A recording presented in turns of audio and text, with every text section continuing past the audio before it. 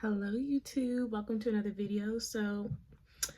Coming up off of, well, actually we're still in the full moon energy. It would only be the second night.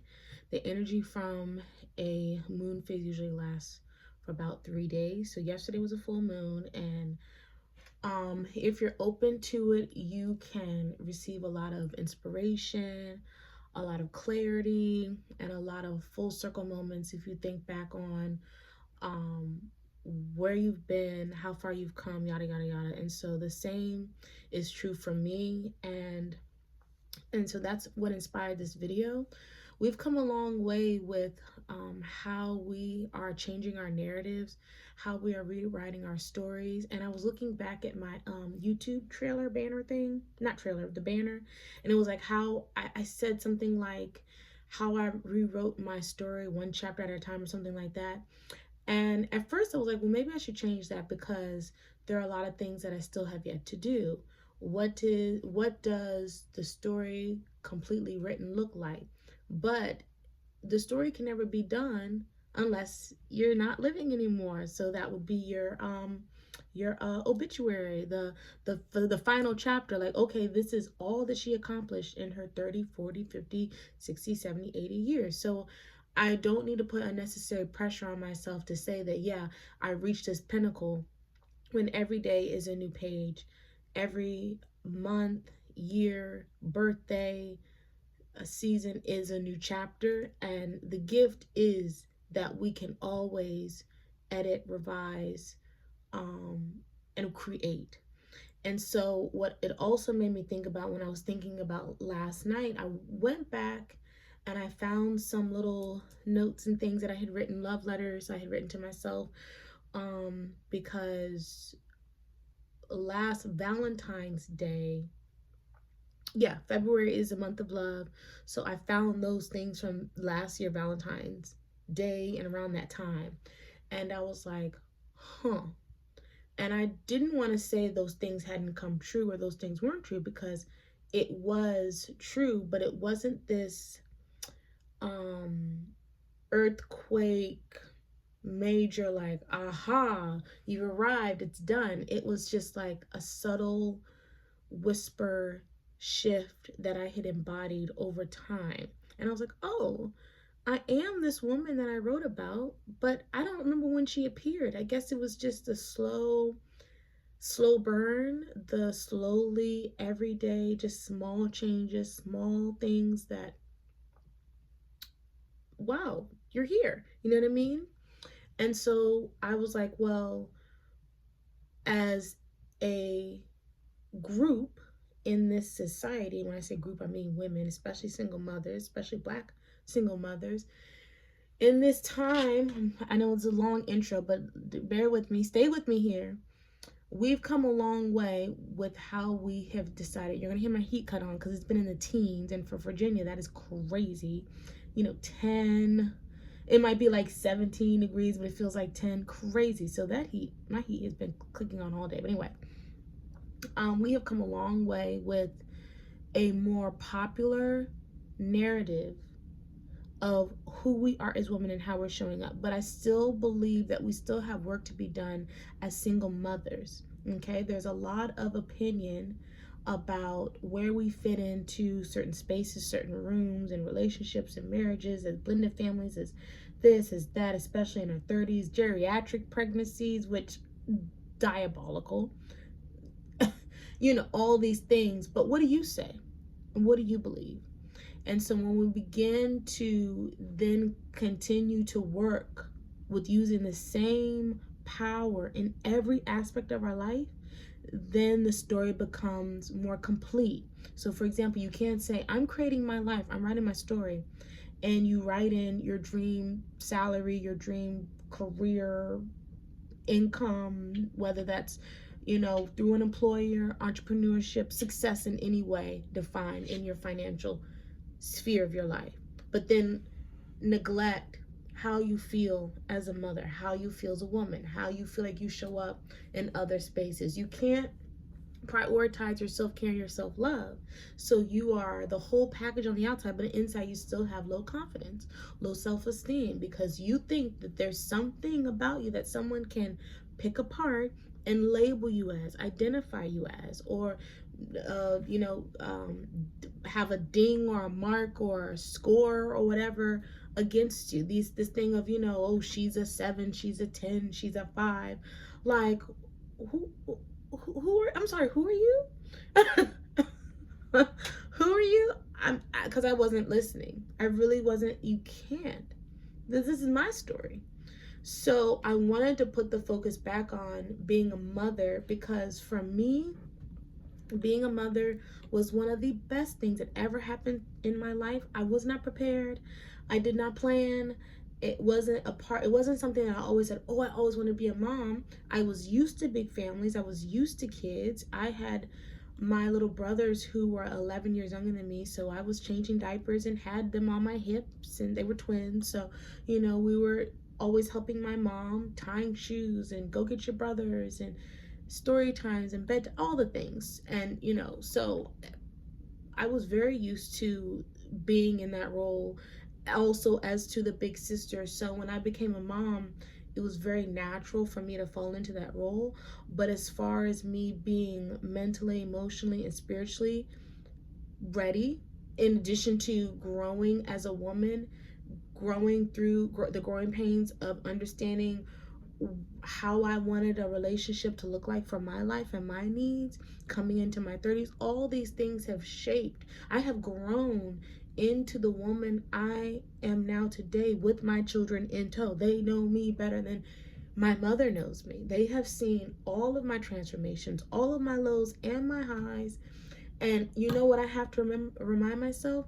Through all of that, I have maintained and nurtured them, and they have thrived because of me.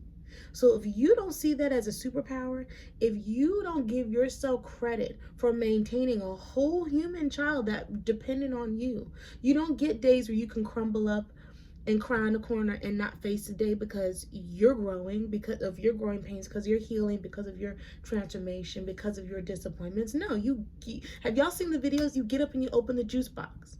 You answer the homework question. You show up for the parent teacher conference. You tie the shoestrings. You unlock Roblox, or not unlock, but like put in your code and do all the things that they need. And then you may or may not go back to falling apart, but they're there. They're there. And I remember seeing this article about I think it was in Oprah, and it was like, should you cry in front of your kids? And that was a very transformative article, and it weighed both sides of the argument. But if you ask me personally, I think showing our children our vulnerability and our emotions and our highs and our lows, not that they need to be in grown folk business, like you're trying to explain to your 4-year-old, things that they're not going to understand. I'm not talking about that. But if they are ready and old enough to understand, hold on, tea break. If they can understand, and especially if they ask, share what you can. Explain to them that, you have feelings and emotions and disappointments in this, but we're going to be okay. I'm going to be okay. And you're definitely not going to go without. We're not going to miss the field trip. We're not going to miss all the things that I'm not going to not be able to feed you. I'm not going to not get you to school. I'm not going to not, be your mother. I'm always on for you. And I would say too that if you are a millennial and you grew up in a very structured home, you didn't see a lot of things were because your parents had an image to keep up. They were dealing with their own bullshit that they didn't know how to process. You can only do what you know or what you've seen. Or maybe they're trying to be better. But anyway, a lot of things were closeted. A lot of things were behind closed doors. A lot of things, so when you did see something like the volcano and the shit hit the fan, you didn't know what to think. And it could have been very traumatic, or sometimes those things were lashed out onto you. It's a lot of layers. And so a lot of us as millennials are working through what was modeled to us by our parents, and we're making a conscious decision to say, it stops with me. And our parents in turn don't understand what we're doing with our relationships. They don't understand why we're walking away. They don't understand why we're single parenting period. They don't understand a lot of things. They don't understand boundaries. They don't understand our spiritual choices. They don't understand a lot of things. And so we have to give them grace in that too.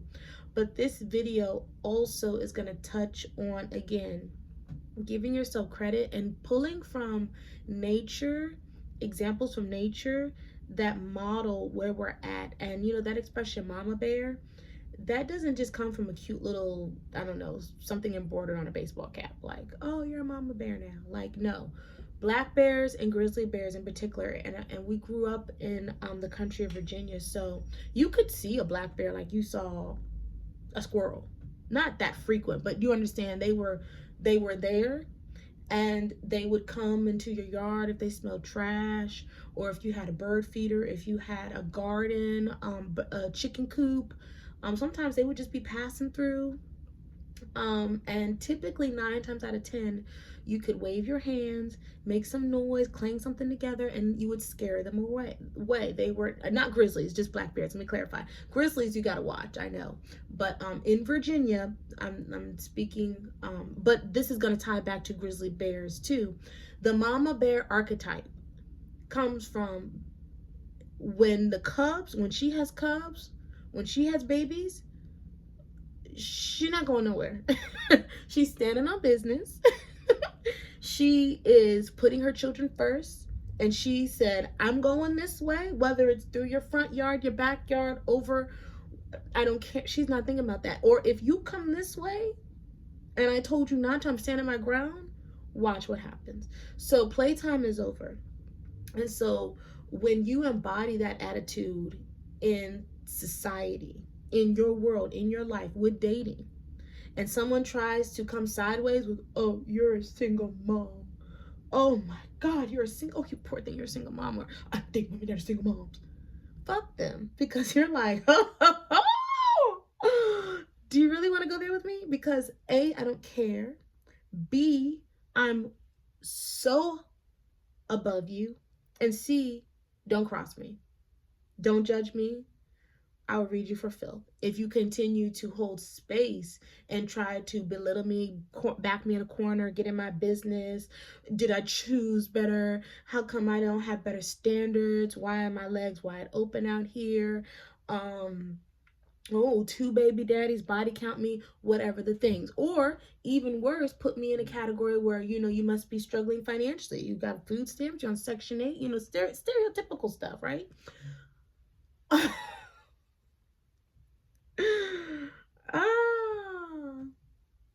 First of all, my children go before me and they speak for me. My children are polite. My children are gorgeous. My children are talented. My children are accomplished. My children are athletes. Swimmer. I have a swimmer and I have a gymnast. My children's reading scores are better than some of these men can read, okay? Out loud. I'm not talking about using your hand, going along, paraphrasing and using AI to summarize something for you. No, no, no, baby. Sound it out. Okay? What's a Latin root word? Okay? Do you know what a thesaurus is? Let's be real. Can you even read cursive?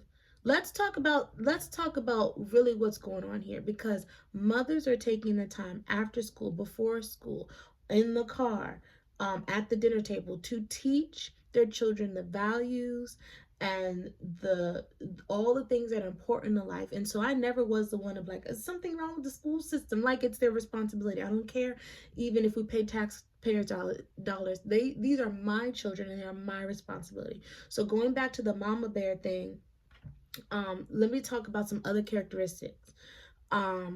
They are ferocious and protective when they become mothers. We already said that. And of course, they provide, they protect, they nurture. Their instincts kick in, their focus. They teach their cubs all that they need to know to not just survive but thrive, because the goal is my cubs are going to make it to adulthood. My cubs are going to have cubs of their own. We're not just here to just fumble through life and barely make it. No, no, no, no, no, no, no. Mother bears are resourceful, and the strength that emerges under pressure is what sets them apart. Okay, again, there are like warnings too, like depending on like the hunting season stuff. Like if a mother bear has cubs, she will black out. What is the spaz out, crash out, as the kids say, you know what I mean? That's the kind of level of confidence you want to have in this life about you and yours. I woke up this morning and I covered the baby up, and because they haven't been going to school, and she was, I let them stay up all night, and I was just looking at her, just loving the moment. I love when my kids are asleep. I love that I can take care of my kids without any worries, without any angst, without, and then I was thinking about the rest of my day, the rest of my week, the rest of my month. What bills need to be paid? What else I need to do? What am I going to cook for dinner? Oh, I need to call my mom. Da, da, da, da, da. And I was like, you know what? I, it amazes me how much I can multitask and how much I can process in a day. It amazes me. I could run a country. I run a home. I run my finances. I can definitely damn sure run a business. Like we don't give ourselves enough credit. I mean, I could never. Matter of fact, they need us. They need us to help them, keep them organized, to remind them this. Oh, don't forget to help me do this. Da, da, da, da, da. I saw the funniest video. The guy was like, don't, it was funny. It's supposed to be funny. Don't treat me, don't act like my mom. Don't tell me what to do, blah, blah. And he turned right around, was asking his wife or girlfriend for every little thing. And she looked at him like, what were you saying now? So it's like, so for a man to come into your life and to try to shame you because you're a single mom, he does not know the value of women. He does not know the value. He doesn't really know much about anything, because a woman who is a mother is the best one to have in your corner, because you will have everything you need and more. She is running this thing. She is running 10 systems in the background. Like if you think about like a computer system and all the tabs open, you know what I mean? Like all of the memory space and the data that it takes to, like, yeah, yeah. And so think about it. Degrees that are focused in project management, project business administration, operations, systems, and things like that.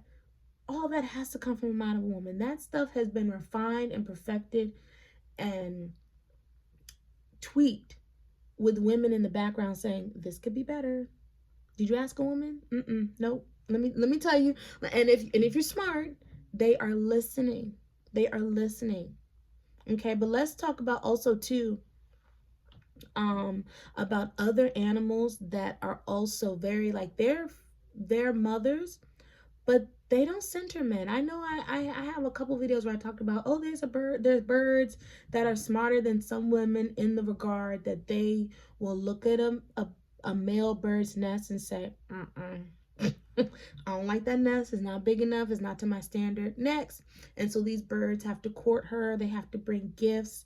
They have to tweak the nest. They have to show elaborate displays of affection and their feathers, and it's really cute. I've mentioned that eagles mate for life, and a lot of other animals mate for life, which is a beautiful thing. But we cannot, with the changing times and with our ability to thrive on our own, and we're not waiting anymore. We're not leaving all of our livelihood and our dreams coming true waiting on a man to be ready, a man to commit, a man to even be financially capable. Because he might be a nice guy, but if he can't match all that you've done with your kids, you're doing the job of two parents, and he can't even keep his own finances in order. He can't, do the basic stuff for himself. Something's wrong with that. And then you're gonna end up questioning your patience for his ability to do anything for you, because you're running laps around him, and he's not cognitively he's not mentally there, cognizant, there you go. He's not on your level. And again, I think for women, it's very hard for them to dumb themselves down and say, well, I'm willing to make that sacrifice for the sake of a relationship, because we've also seen women who are single moms in marriages, whole committed marriages with the ring, they had the wedding, and every day their kids are like, yes ma'am, okay mommy, and she's like talking to her husband like, what the hell did I tell you to do? We've been over this. Why are we having to go over this again? I need you to do this, I told you to do that. Why is this so hard? Why is it so complicated? Why don't you want to do it? Why can't you do it? Like, embarrassing. Embarrassing. But they take beautiful pictures. And I'm not trying to say that every marriage is like that behind closed doors, but that whole thing of choosing better. Now, don't get me wrong, there's a lot of women that have, and I have fallen prey to it. Men can show you what they think you want to see for a very long time until they can't do it anymore. And it's not a couple weeks. It could be years, to be honest. It could be years. And if you're ever evolving and growing, you'll still be like, you know what? I see the patterns, I see the signs. Now what am I going to do? Am I going to exit? Or am I going to think that I can change this? And let me get back to the animals though. Leopards, tigers, owls. We've heard of the black widow. Many spiders, a lot of spider species, and insects. They are also badass single moms. And tigers will fight over their territory. They will protect. They have territories that they will protect, especially when they have cubs. And this really, again, I wanted to talk about this because these are animals we're talking about. So you need to take this and continue to change your narrative to help you inspire yourself to, like, do not forget that we have the power, we hold the respect, and we can be devoted to ourselves, to our children, but we have boundaries. We can be fun loving, and like the black bear, you know, she's gentle, she's laid back, she's calm if she's just solo dolo. But as soon as she becomes a mother, it's like, oh, playtime is over, don't cross me. And I think that protects us from a lot of things in life. But you have to embody that. You have to know that it's okay. It's okay to step into that power. There's no more excuses. There's no more excuses. And also, too, last thought, going back to if people try to shame, belittle, corner, they are not your people. They are not for you. You don't owe them an explanation, but just be mindful of who you are entertaining with that type of energy, who you are, you know, like, once they show you who they are, once they give you a whiff of that, yeah, you can check them, but then let that be the last time. You're not going to keep going into social circles, family dinners, family holidays, get-togethers. They're in the same room. You're all up under them. No, stay on the other side of the room. Like, avoid them in a way that's like, I'm too good. I'm sorry, I didn't see you. Hey, how are you? I didn't see you. Lie straight to their face. Like, I did not see you. No, I do not care.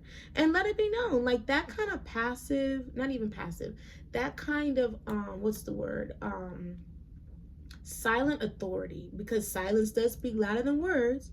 Not like balled up eyeballing people like, you know what they said about me, like it impacts, you know, but now you don't hold space for them. They are no one to you. That reverse psychology to react to people that try 23 minutes that try to label you as a single mother in a negative way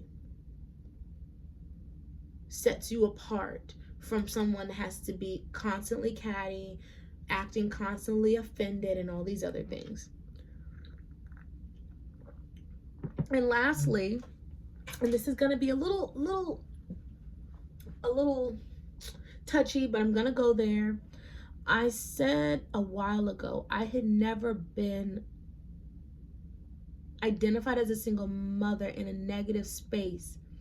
And I meant that wholeheartedly, because I never felt negative or bad or low or embarrassed about being a single mom. So if you are constantly, and this is just a mirror opportunity, just a reflection, just to think about, because you know what they say about how you think about yourself, how you treat yourself, what you believe about yourself is reflected back to you in the world. So if you're not confident, if you don't love yourself, if you have low self-esteem, if you know, then that is how other people are going to treat you and receive you as someone that they can just pass over, overlook, um, devalue, not in a, like a loud abusive way, but just in a, you know, like you're invisible. That says a lot about the work that you need to do. No one has ever been like, oh, she's a single mom. It's been like, this is Ashley, these are her girls, yes, and I say, yes, these are my children. These are my children. And if I was ever dating, it was, the conversation went just like this. We've been dating for maybe 3 months, maybe even, I think sometimes I've waited as long as almost 5, I wouldn't say 6. And so I always have this conversation face to face, and I say, you know, this has been fun. I really enjoy spending time with you, and I have something that I need to tell you. You can take it or leave it, but I didn't feel comfortable in sharing a part of me that is so important and precious to my heart until I knew that you were someone that I could trust. I have 2 children. And they said, oh my goodness, I can see that. You would make a great mom. Wow, I wish you had told me sooner. I don't care about that. How old are they? Well, that's great. What are their names? Wow, they're probably just as beautiful as you. That's usually generally how the conversation goes. I've never, ever, ever, ever, ever had anyone say, oh my God, you lying bitch. I knew it was something. You know, see, this is what's wrong with black women today. You're all lying, conniving, high ass body count whores that just want to hold a black man down and use me for my money. These little dates that I paid for the past 3 to 5 months. Now, I'm so sorry if that happened to you. But let it out, let it be known. Fine, he's not your one. And number 2, do you have fear and insecurity about being a mother?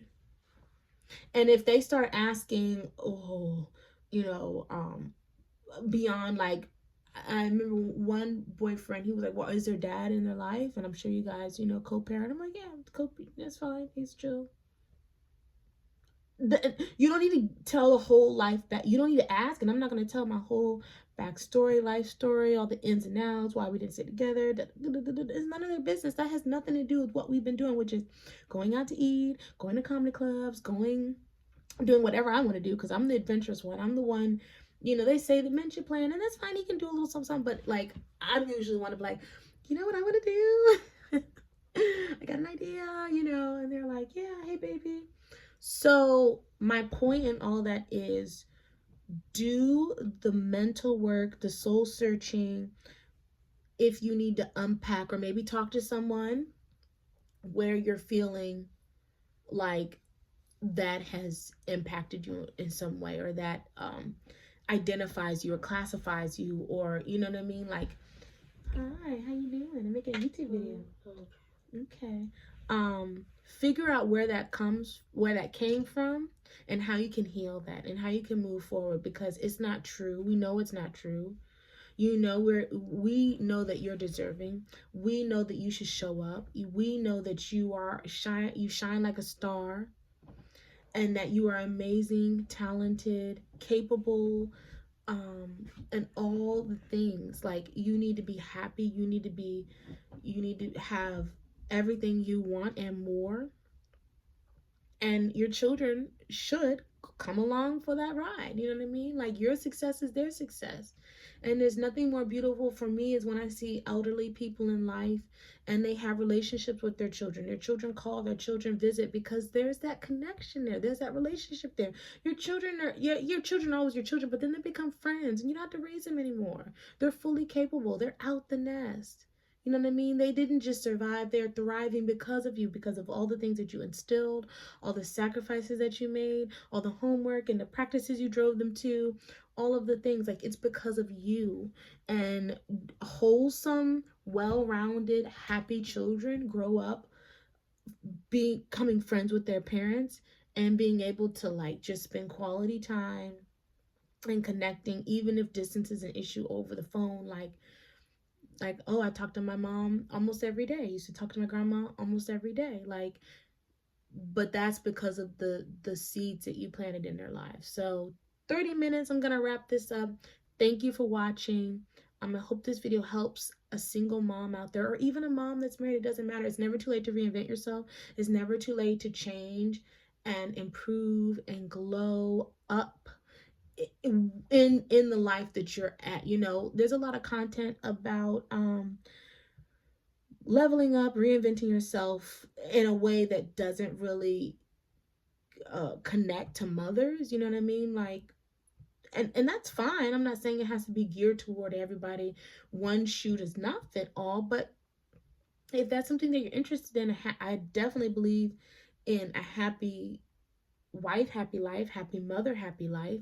So don't be afraid to start putting yourself first, improving your life in little ways so that you can be balanced, you can be whole, and you can feel complete, and then show up as a mother. You know what I mean? Like, for example, I remember when I first started doing my makeup, that was time that I had to first learn what the hell I was doing. Number two, learn, carve out the time in my day to do my makeup. If it took 30 minutes to an hour from the time I, take my shower, do my skincare, lay out my outfits, lay out my jewelry, and then sit at you see my little vanity over there, all my perfumes, and like, that's my space. And my girls know nothing gets done in the morning except for breakfast if mommy's makeup isn't done. We ain't going nowhere. Mommy's doing her makeup. It gets done after I finish my makeup, because that's what I enjoy. For you, it might be the gym. For someone else, it might be a morning walk, or your morning time to reflect and read and meditate, or whatever it is. But you start teaching your children in small ways, one little hobby or action at a time, that you are putting yourself first so that you can be your best self, so that you can show up as the best mom that you can be. If you want me to go into more detail, I can definitely do that, because for me, it was very gradual, trial and error. And again, it also helps when your children are older. But I started when I had a toddler. Before she was even going to kindergarten, I started this. So she was home with me. And I was like, okay, you're going to have to sit down and busy yourself, because you have to wait for mommy. You know what I mean? I would get my oldest off to school, and then, you know, get myself together, and then I would be like, okay, now it's your turn. You know what I mean? Little things, little things. And if you're in a marriage or a relationship where you live with your partner, he can learn too. Shoot, if the babies can learn, he can definitely learn. It might be a little shift, and he might not like it, and that might reveal some other things that are lying under the surface that need to be addressed, but that'll also show his true colors, and also prompt you to ask those deeper questions. Is this the person even for me? Because remember, you're a mama bear. Okay, so when that switch gets switched, you need to decide how you feel and what you want to do, because you're not a tree, you're not stuck, you can move. Peace. Bye.